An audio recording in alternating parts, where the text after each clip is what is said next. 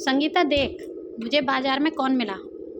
आजा बेटा अंदर आजा। पुष्पा जी जरा पानी लेकर आओ, पूनम आई है।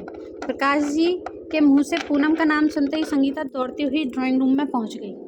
दोनों सहेलियां अरसे बाद मिली थी। यहाँ वहाँ की बातें करते हुए साथ पढ़ने वाली कई लड़कियों पर भी चर्चा चल पड़ी।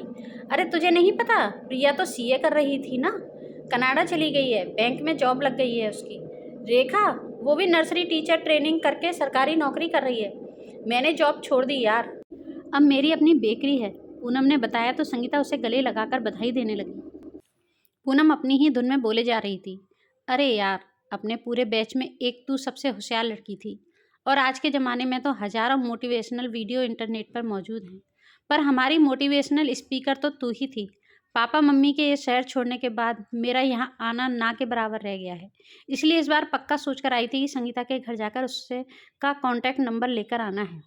प्रकाश जी इस दौरान लगातार अपनी लाडो को देख रहे थे। उसने अपने मनोभावों को बहुत खूबसूरती से मुस्कान का नकाब पहनाया था, पर वो उसके पिता थे, उसके दिल की भावना समझ रहे थे। क्या सच में वो उसके पिता बन सके? प्रकाश जी का मन भारी हो गया। वहाँ से उठकर अंदर चले गए।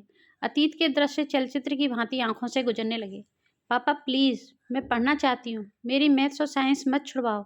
ये गृह विज्ञान और अर्थशास्त्र में मेरी रुचि नहीं है, मुझे आईआईटी में पढ़ना है। नवीं क्लास में आई संगीता लगातार प्रकाश जी से झगड़ा कर रही थी।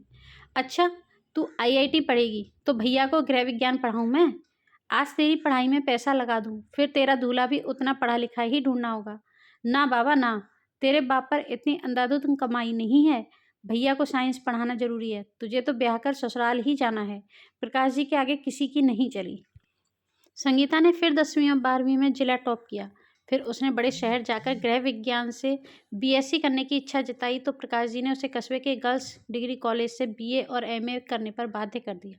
फिर वो दिन भी आया जब संगीता बीएड करने की जिद पर अड़ी थी और प्रकाश जी लड़के वालों से बात आगे बढ़ा रहे थे। पापा प्लीज़ एक चांस दे दो, इसके बाद आपसे ज़िंदगी में कुछ नहीं मांगूंगी। आप बस मुझे मेरी ज़िंदगी के 2 साल दे दो, फिर आप जहाँ कहोगे मैं शादी कर लूँगी। कितना गिड़गिड़ाई थी संगीता प्रकाश जी के आगे, पर ना उन्होंने कभी सुनी थी और ना इस बार सुनी। पुष्पा जी ने एक बार जुबान खोलने की कोशिश की थी, एक बार उसकी बात पर विचार कर लेते। अब तुम औरतों के हिसाब से चलूंगा मैं। प्रकाश जी की कड़क आवाज ने ही पुष्पा जी की हिम्मत तोड़ दी।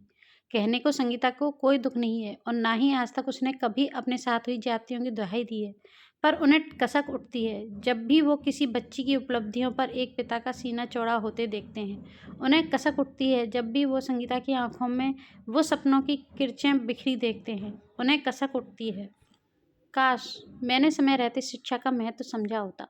काश मैंने उसे आईआईटी का सपना देखने दिया होता। काश उसे हॉस्टल ही भेज दिया होता। काश बीएड के लिए उसकी ज़िंदगी के 2 साल ही उसे जीने दिए होते। पर अब पछताने से क्या हो फ़ायदा। आज उन्हें खुशी है कि संगीता की दोनों बेटियां नित नए कीर्तिमान गढ़ रही हैं। उनका बेटा अमित भी अपनी बच्ची को पूरा सपोर्ट कर रहा है। उन्हें खुशी है। बाहर हो रही हलचल से वो समझ गए कि पूनम जा रही है। उसे विदा करने वो भी उठकर चल दिए। फ्रेंड्स, आजकल ज़माना बदल गया है। अब हर कोई लड़कियों को भी उतना ही पढ़ाना चाहता है जितना वो लड़के के लिए सपोर्ट करता है, पर कई जगह आज भी ऐसी हैं कि जहाँ लड़कियों को उतना मौका नहीं दिया जाता जितना लड़कों को दिया जाता है। फ्रेंड्स, हमारा मानना यह है कि लड़की हो चाहे लड़का हो, उसे शिक्षा का पूरा अधिकार मिलना ही चाहिए।